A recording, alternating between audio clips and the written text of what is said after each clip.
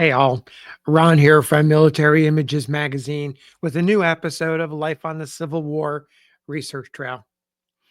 I want to begin with a question. How do you take the measure of an individual? One way is to compare their words and actions. The officer pictured here, Lieutenant Colonel George W. Arrowsmith of the 157th New York Infantry, lived by a motto of his own making. It is better to die upon the field of battle than to show the white feather. On the first day of the Battle of Gettysburg, he proved it, literally. Less than a month later, at his funeral services in Middletown, New Jersey, the Reverend Samuel Lakewood told Lieutenant Colonel Arrowsmith's story, which was printed in full in a local newspaper, the Monmouth Democrat. The Reverend's tribute to the 24-year-old Arrowsmith reveals the origins of the young man's passion for the military and his deeds of courage leading up to his death at Gettysburg. I want to read passages to you. Reverend Lakewood begins. The privilege has been extended to me of saying something in relation to that excellent young man whose remains we are about to inter. It may be interesting to all of us to bring into review a sketch of the life of the lamented dead. Let us first look at the period of his boyhood. George, the fourth son of Major Thomas Arrowsmith, was born in the beautiful neighborhood of Harmony, then part of Middletown, now in the corporate limits of Holmdel. His birth was on the 18th of April, 1839. When about 5 years old, he exhibited a marked love for everything pertaining to the military art. To use his mother's words, he was completely carried away with anything belonging to soldiers. This grew with his growth and strengthened with his strength. So soon as able to read, his favorite books were Headley's Napoleon and his Marshals, and Washington and his Generals. In this way, his boyish military taste ripened into a passion. He even expressed himself in occasional military criticisms, some of which manifested very remarkable judgment for one of such tender age. In another respect, these impromptu judgments rose to a dignity beyond his years, for he even held under wonderful control the natural prejudice of his childlike imagination. It is in the memory of friends how indignantly eloquent were his denunciations of the treachery of Benedict Arnold. And yet he would, on the instant, become no less eloquent in his minute detail of the traitor's military genius. Assuredly, this capacity to analyze military character was very extraordinary in one so young. There were two topics which became to him a matter of absorbing interest: Napoleon and the American Revolution. It is not to commend this taste that these details are offered here, but in order to show wherein the child became the father of the man. And George was a studious youth, rising well in the privileges put before him. His aged father said to me, in words almost choked by a sense of his heavy bereavement, George was a good boy. I never once had occasion to chastise him. And surely, dear friends, this is a pleasant record of the boyhood of the deceased, combining as it does the threefold excellence, intellectual activity, the love of study, and that crowning glory of youth, filial obedience. His academic course was one of honor to himself and gratification to his friends. At home, he received such education as the district school afforded. To this was added an attendance of short duration at Middletown Point Academy. Thence he went to Hamilton, New York, and entered the grammar school in order to fit for the university there. He entered college in 1855 and ran his 4 year curriculum, graduating in 1859, being but a little over 20 years old. Having taken his diploma with distinction, he entered the grammar school as one of its faculty of instruction, his department being that of the languages. After a year thus spent with acceptation, he commenced to read law in the office of Honorable Judge Mason of Hamilton. His pursuits at this time were marked for their versatility, showing rare vigor and elasticity of mind for one of his years. In conjunction with his legal studies, he still labored as an instructor and also worked editorially upon a local newspaper, for which his easy, sprightly style was well adapted. He soon became a protege of Judge Mason and quite a favorite in his family. It was in connection with his studies at Hamilton, and perhaps more especially because of his having chosen the law, that a relative ventured the remark, "George has mistaken his place. He should have been a cadet at West Point." He pursued his legal studies with success and was licensed as a member of the New York bar. Here, his scholastic career ended. The close of his student life found him in stormy days. Scarcely had he done reviewing his law books for examination when his ears caught the booming of hostile cannon upon Sumter. His examinations sustained with credit, he was duly licensed, but the career of the young lawyer was both brief and briefless. Man may propose, God will dispose. He was destined not for the bar, but for the field. We must now regard him in his military career. The rebellion had now assumed the aspect of an actual civil war. His attention was turned to his country's necessities and his mind drawn to the desire of serving her in a military capacity. In entire keeping with his filial character, he sought the consent of his parents before his mind was made up. This trait, a pious deference to the will and judgment of his father and mother, stood forth as a beautiful prominence in his manly character. Though of age and a man, he felt it not unbecoming his manliness to forget not that he was still their son. A refusal, indeed, would have been a great disappointment to him, since besides the impulse of his patriotic nature, there was not wanting in him that military predilection which well nigh amounted to the French appetency for martial glory. A company of volunteers was enrolled in Hamilton and mustered into the service May 26th, 1861. This was incorporated into the 26th Regiment, New York Volunteers, Colonel Christie commanding. George Arrowsmith was proffered and accepted the captaincy of the Hamilton Company.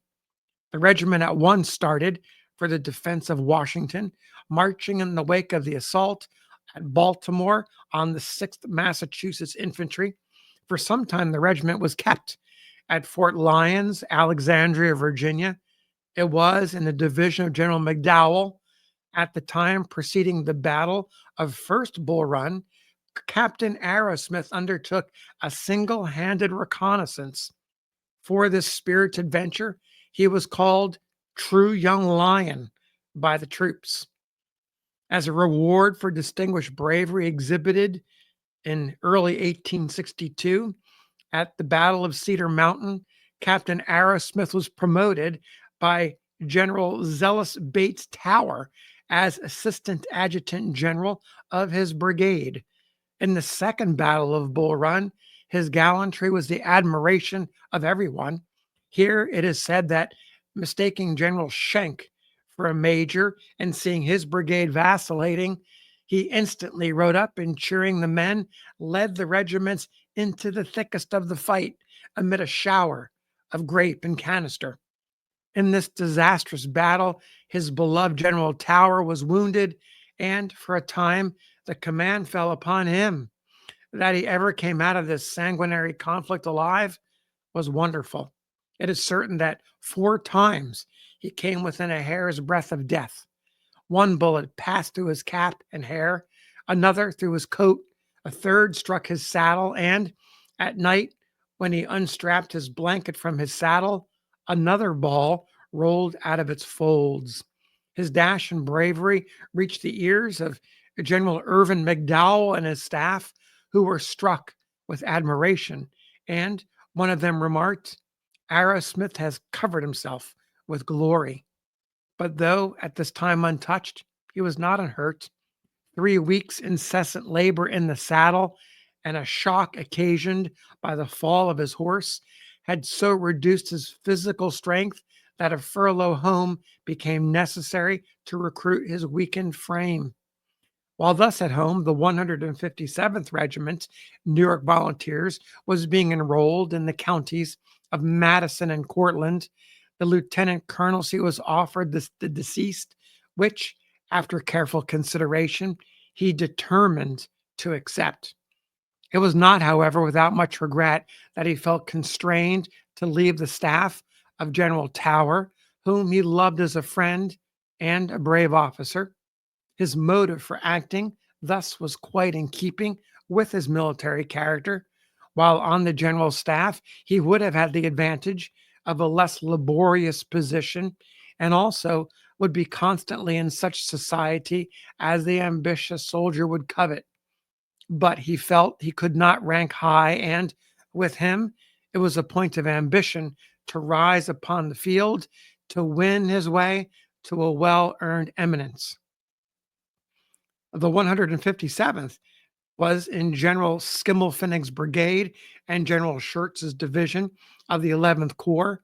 It was remarkable that Colonel Arrowsmith's regiment was the only Yankee regiment, as it was called. The rest were Germans of General Sigel's late command.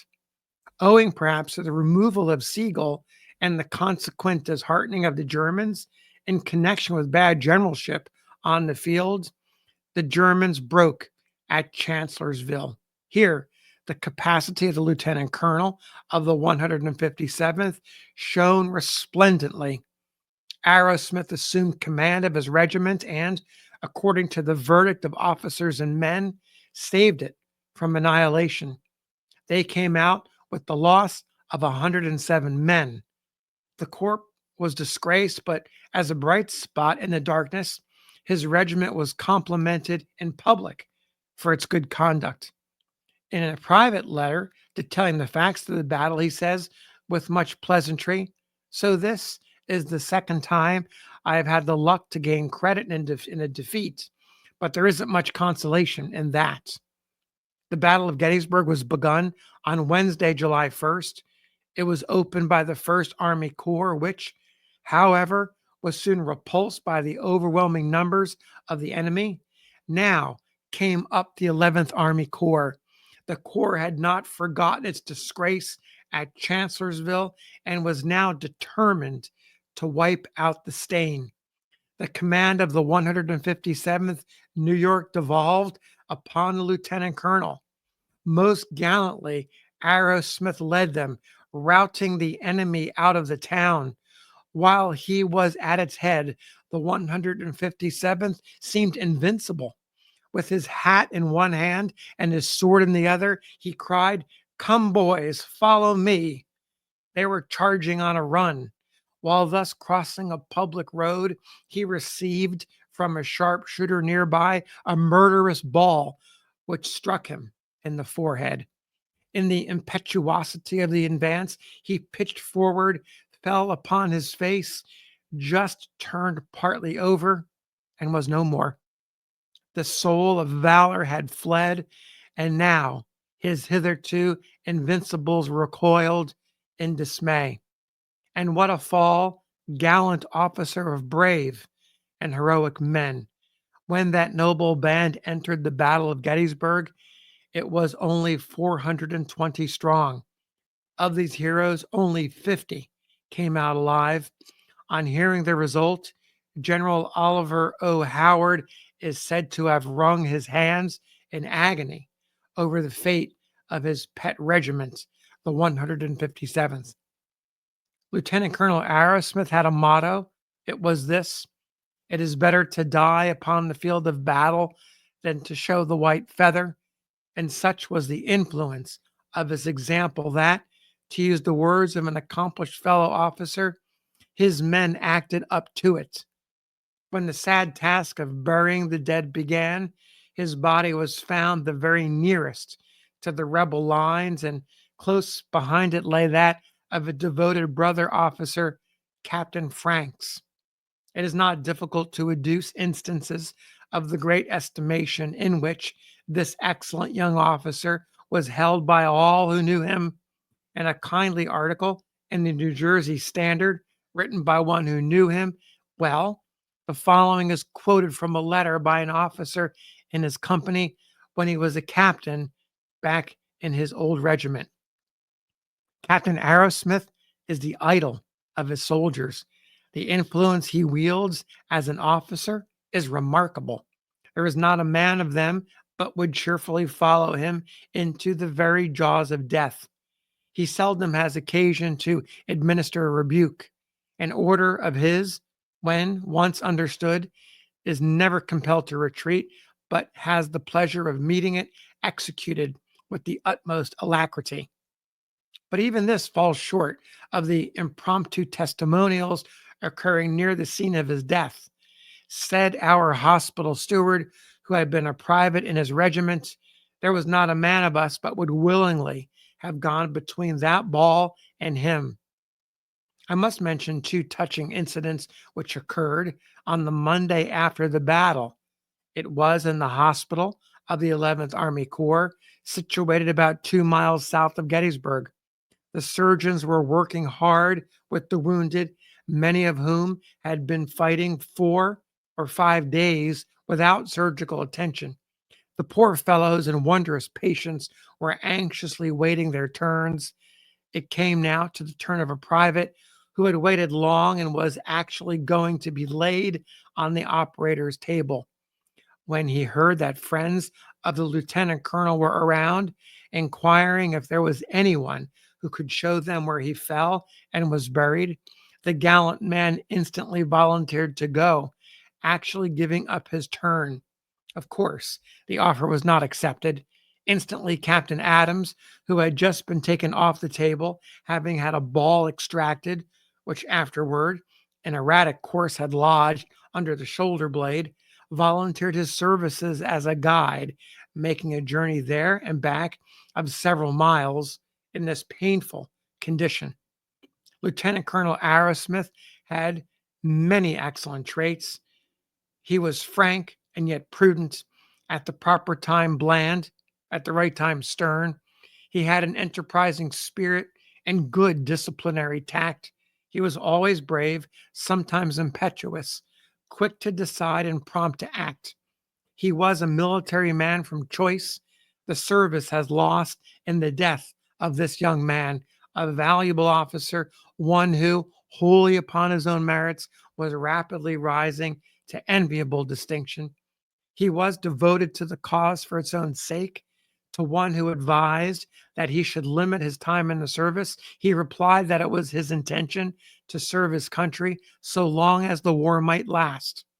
A man of exquisite honor, rare bravery, and almost chivalric gallantry, and so thoroughly a favorite throughout the whole Corps, his loss must be set down as no small misfortune. If we look at his earthly glory, how bright the escutcheon of that young officer, who was himself a host in those fierce recounters of valor at Thoroughfare Gap, the Rappahannock, Cedar Mountain, Culpeper, Chantilly, Manassas, Chancellorsville, and Gettysburg. Herein we see exploits for history. Thanks for listening to the story of George Arrowsmith, Lieutenant Colonel of the 157th New York Infantry, who lost his life, a sharpshooter's bullet at Gettysburg on July 1st, 1863. Thanks for listening. We'll see you on the next episode of Life on the Civil War Research Trail.